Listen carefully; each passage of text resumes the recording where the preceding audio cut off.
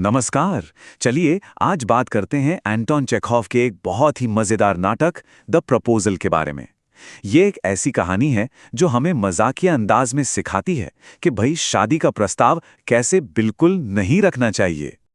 कभी सोचा है कि एक सीधा साधा सा शादी का प्रपोजल कैसे पूरी तरह से बिगड़ सकता है?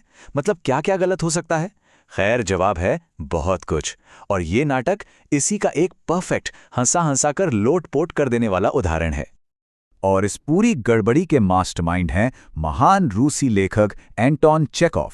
वो इंसानी फितरत की छोटी छोटी कमियों को पकड़ने में माहिर थे, जैसे हमारा घमंड, हमारी जिद, जो किसी भी अच्छे भले मौके का कबाड़ा कर सकती हैं। अच्छा, इस नाटक को समझने के लिए इसकी शैली को जानना जरूरी है। ये एक कॉमेडी ऑफ मैनर्स है। आसान भाषा में कहें तो ये अमीर लोगों के दिखावे, उनके तौर तरीकों और उनकी छोटी छोटी बातों पर लड़ने की आदत पर एक मजेदार कटाक्ष है। तो चलिए अब मिलते हैं इस कहानी के उन किरदारों से जिनके कारण ये सारा हंगामा खड़ा होता है। ये कहानी असल में इन्हीं के घमंड, लालच और नासमझी के इर्द गिर्द घूमती है। तो ये हैं हमारे तीन मुख्य खिलाड़ी। सबसे पहले इवान लोमोव, जो प्रपोजल लेकर तो आया है लेकिन उसे हर वक्त अपनी बीमारियों की चिंता सताती रहती है। फिर है नतालिया स्टेपानोवना, जो बेहद जिद्दी है। और आखिर में उसके लालची पिता स्टेपन चुबुकोव। अब सोचिए, जब ये तीनों मिलेंगे तो क्या होगा? जाहिर है हंगामा। तो सीन कुछ ऐसा है कि लोमोव अच्छे से तैयार होकर घबराते हुए चुबुकोव के घर पहुंचता है।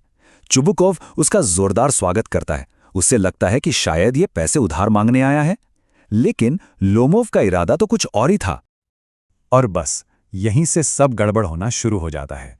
जो एक रोमांटिक प्रपोजल की शुरुआत होनी चाहिए थी, वो देखते ही देखते जमीन के लिए एक बचकानी लड़ाई में बदल जाती है।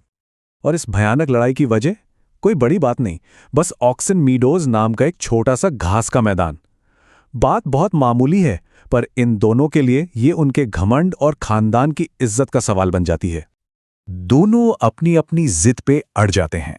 लोमोव कहता है कि जमीन उसकी है और नतालिया दावा करती है कि वो सदियों से उसके परिवार की है।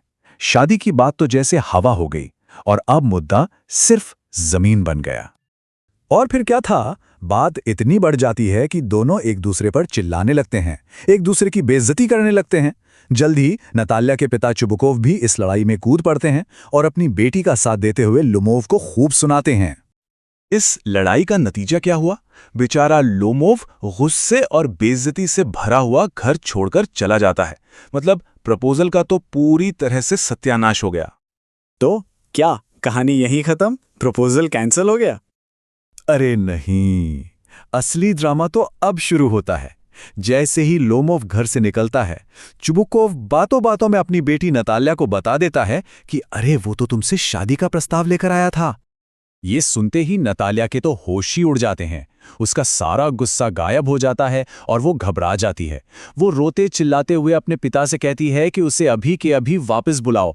अचानक उसके लिए जमीन से ज्यादा शादी का मौका जरूरी हो गया है। और अब शुरू होता है बेवकूफी भरी बहसों का दूसरा राउंड। लोमोव वापस तो आ जाता है, पर क्या इस बार बात बनेगी? चलिए देखते हैं। इस बार लड़ाई का मुद्दा और भी ज्यादा बचकाना है। जमीन नहीं, बल्कि ये कि किसका शिकारी कुत्ता बेहतर है। ऐसा लगता है कि इन लोगों ने अपनी पिछली लड़ाई से कोई सबक नहीं सीखा। एक तरफ लोमोव अपने कुत्ते गैस को दुनिया का सबसे अच्छा शिकारी बता रहा है, तो दूसरी तरफ नतालिया अपने कुत्ते स्क्वीजर को उससे बेहतर नस्ल का बता रही है। ये लड़ाई कुत्तों की नहीं, बल्कि उनके मालिकों के घमंड की थी। और एक बार फिर वही कहानी दोहराई जाती है। वे फिर से एक दूसरे पर चिल्लाने लगते हैं। इससे ये साफ हो जाता है कि इनकी लड़ने की आदत किसी भी समझदारी से कहीं ज्यादा मजबूत है। ये बहस इतनी ज्यादा बढ़ जाती है कि तनाव और घबराहट के मारे बेचारा लोमोव बेहोश होकर गिर पड़ता है।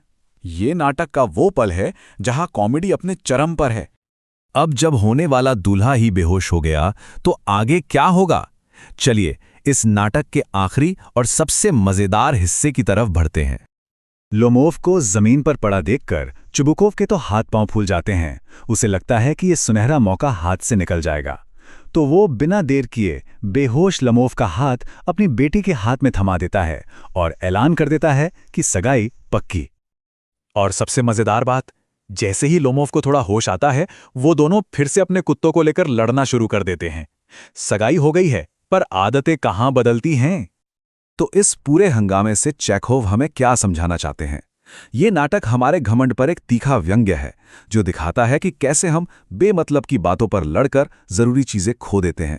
साथ ही ये उस समय के अमीर रूसी समाज पर भी एक कटाक्ष है, जहां शादी प्यार नहीं बल्कि जमीन और जायदाद का सौदा हुआ करती थी। और ये कहानी हमें एक गहरे सवाल के साथ छोड़ जाती है। असल जिंदगी में वो कौन सी मामूली बातें हैं जिनके लिए हम लड़ते रहते हैं, और क्या वो सच में लड़ने के लायक हैं? इस पर सोचिएगा जरूर। नमस्कार दोस्तों, आप देख रहे हैं बी उज्ज्वल क्लासेस।